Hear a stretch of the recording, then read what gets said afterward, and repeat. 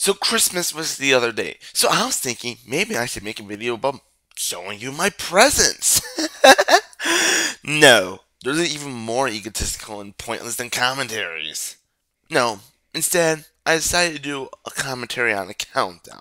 Yeah, I know, not a commentary on a commentary, holy crap. If I haven't said this enough this year, I love Pokemon. So much so that I've covered a lot of topics in terms of top 10s. Top 10 gym leaders, top 10 underrated Pokemon, a top 49 legendary list. God! So I forgot, where was that on your top 10 favorite video game franchises again? The fuck? Okay, let me explain. I'm not saying that it's a bad thing to like something and yet not put it in your top 10 favorite franchises. However, when that franchise is the subject of a majority of your videos, it does raise some questions. Let's just skip to number 5 right now. Before I begin, I gotta make a couple trips. Hey DG. Oh hey Chief, what's up? I know this is awkward, but can I borrow your MK2? Sure, what's the situation this time? Pokemon Gens. For the record, I don't feel like I serious, can watch isn't it? Code Geass Oh, anymore. yeah. I feel it's been Here we tainted. go. Thanks. How did you... You're bad writing, let me warp items to you. Oh. Well, alright then. By the way, do you know where I can get a ground type? Doesn't the shiny coordinator have one? Oh, yeah. For those of you who haven't watched the video I'm presenting to you right now, Wave pretty much took his lines directly from that. I mean, it's the same list, the same place, the same joke. And Wave does this several times. I'm not saying I don't want to listen to Logan, but I want to listen to Logan's voice and words, not Logan's words and Wave's voice.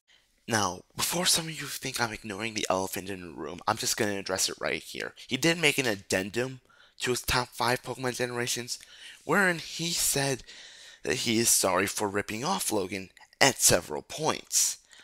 While I do not think this excuses the problem, I will commend him for calling himself out on his bullshit.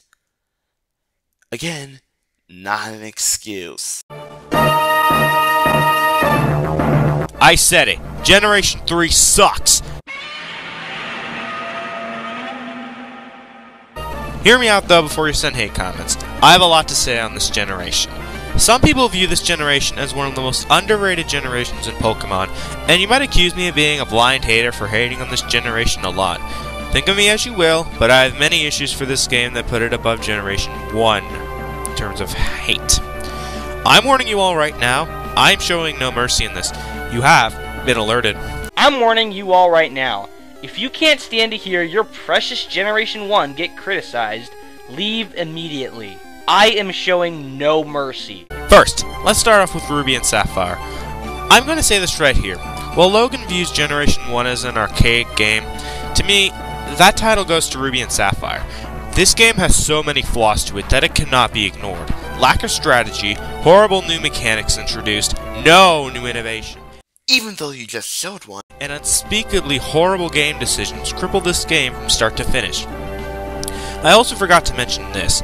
Ruby and Sapphire contain their own form of missing number in the form of 2 question marks in the event of cheating. Game Freak could have easily froze the game instead of doing a missing number So you style glitch. physically have to tamper with the game cartridge to get a glitch Pokemon with because I have Calbatot in its name. And it's apparently a fault on Ruby and Sapphire. You know what's sad? When a line like the biasm is verbatim has more logic behind it than yours. Short answer. These games are crap compared to games before and after this generation. The gameplay hasn't changed since the previous generation, as all you are going to do is go to towns, beat gym leaders, fight the villains, and then beat the Elite Four. That's it! This is the 3rd generation game, and they didn't do anything new with this concept. You know, I'm just going to skip the next few seconds because I'm going to be repeating myself again. I don't want to do it too much during this commentary. Why isn't Gen 4 being criticized for any of this? I mean, Gen 4 is pretty much just as guilty as Gen 3 on not doing anything with the story. So why don't you criticize that? Also, the abilities introduced to give the Pokemon personality didn't have much of a use until later generations.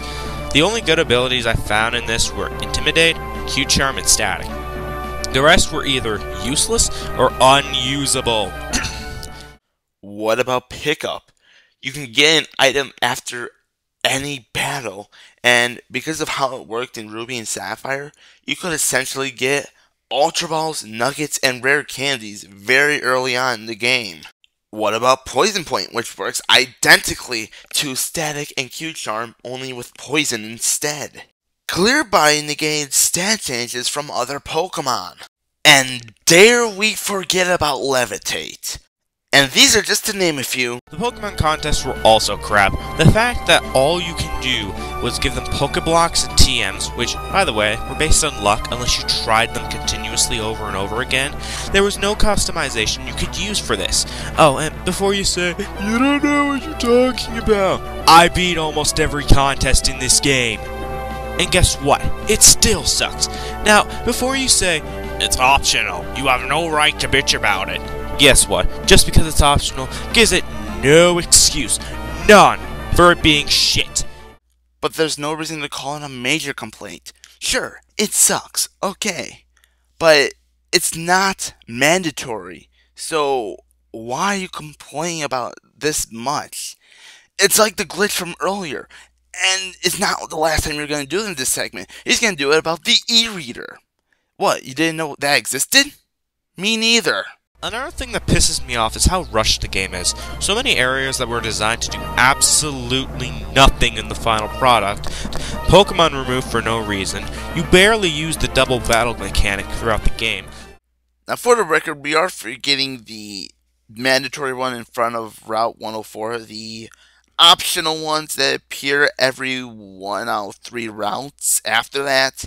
And the Moss Deep Gym Leaders. I mean, I know this concept was greatly improved in Emerald, but still. Ruby and Sapphire had 3 years in development. There was no excuse to rush this product out. And before you say Emerald fixed this, well, it may have fixed this. I've never played that game. Plus, if it was fixed, then that further proves my point on Ruby and Sapphire being crap. Oh, you son of a bitch. Do you not see the problem here? You are rushing into this project. Which is funny because you're complaining about Nintendo rushing Pokemon Ruby and Sapphire. This game also has an issue with its battery life. It may just be me, but I hated how berries were used in this game. Because once the battery life died, you were screwed if you wanted berries. Because once it was dead, no clock events work. Unsurprisingly, I'll be bringing this up later. Oh my god. Then again, it wouldn't help matters anyway, because this game's biggest killer, the worst part of this game, is the piss poor replay value. There is nothing you can do after beating the champion, aside from mini side quests. What about before the Elite Four? There was the Abandoned Ship, there was Shoal Cave, there was the Reggie Trio puzzle, there was the Trick House. There's a lot of stuff that you could have done, but you only think, oh, it all has to be after the Elite Four. Which even then, there's the Battle Tower and trying to get Rayquaza. And even with a remake, I would still hate this game. Because it is so boring. And while the running shoes were a nice addition, nothing else introduced worked well for this gen that were not improved until later gens came out. And speaking of remakes, let me talk about the remakes of Red and Blue. I'm gonna say it right here. Same problems from Ruby and Sapphire, but in the Hoenn region. The Hoenn region? Pikachu, I have a feeling we're not in Kanto anymore. It's not that much of a difference. And Colosseum is a decent attempt at taking the handheld games and putting them into 3D. But the rest I've never played, so Colosseum is probably my favorite out of the Gen 3 spin-offs. Please tell me I'm not the only one that finds it ironic that Wave's favorite spin-off from Gen 3 is the video game that not only uses, but abuses the double battle system.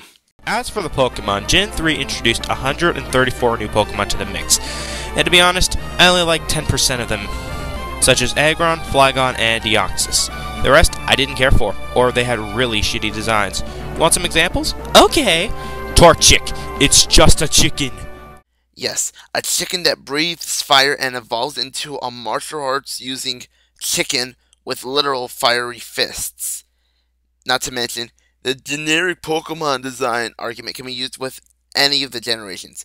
Zubat, just a bat. Spinnerack, just a spider. Stunky, just a skunk. And Littlepup, just a puppy. Do you see where this argument leads? It leads nowhere, because each generation has these type of Pokemon. Now that the two shit gens are out of the way, it's time to chill out and talk about good gens.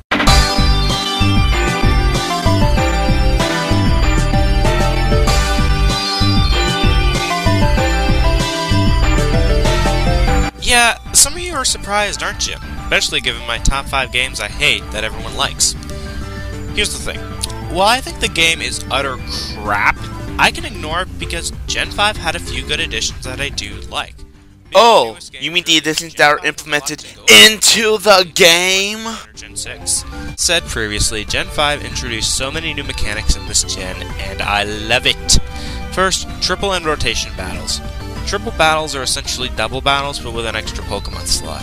I love this idea due to the fact that it makes you strategize on how you use your moves, and it makes you think with your head, as not every attack can hit every enemy. Oh, you mean like double battles? Give Ruby and Sapphire some credit. At least they used double battles in that game. I swear, I couldn't find any triple battles or rotation battles in Pokemon Black and White. Personally, though, I didn't care too much for the story, so let's talk about Black 2 and White 2 briefly. Personally, I love the music in this game. I have so many songs on my iPod from it, and I can list them as some of my favorite Pokemon songs out there. They're all really good songs, such as End's Farewell to Emotion. I love every song in this game, and I can't find one that I hate. Under the movie. Although the Zoroark movie is utter garbage, I did think the Victini movie fixed some of the issues the last one has. And as for the Keldeo movie and the Genesect movie... Okay, a few points I want to bring up. First, now I can't watch Big Bang Theory anymore. It's been soiled.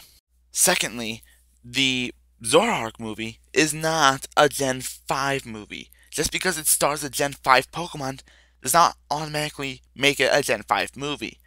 By that logic, Destiny Deoxys is a Gen 4 movie because it stars Munchlax. Third, Lelouch is the leader of a rebellion that will do things that some might consider evil for the sake of his sister. Kodai, the villain of the Zoroark movie, on the other hand, is a wealthy businessman who abuses a mother's love for her child in an effort to gain more power. I won't be the one to say there aren't similarities, but I can't think of any at this moment, and frankly, you're not helping my cause. Fourth, what flaws did the Zoroark movie have, and or what flaws were fixed or touched upon in the Victini movie? Other than the fact that I'm acting like a huge Pokefag here, do we all see the problem here? Before I get too excited though, let me finish with the Pokemon roster. This is currently the largest roster to date with 156 Pokemon.